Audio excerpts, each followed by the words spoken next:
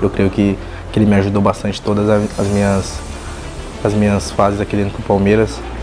Sempre depois do jogo ele conversava comigo, sempre ele me deixava para cima e isso me deu bastante força e agora eu devo bastante dessa convocação para ele e para toda a minha família também. Saya ini pencinta sepak bola, tapi saya nggak sampai hati.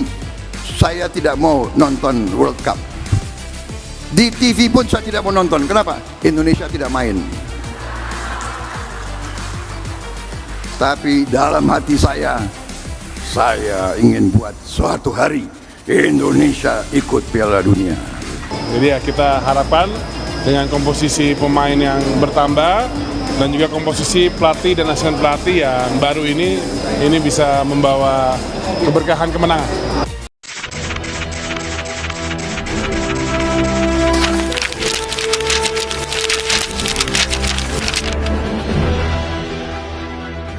Enan laga-laga besar seperti ini untuk mengasah kemampuan dan kesiapan mereka di level internasional.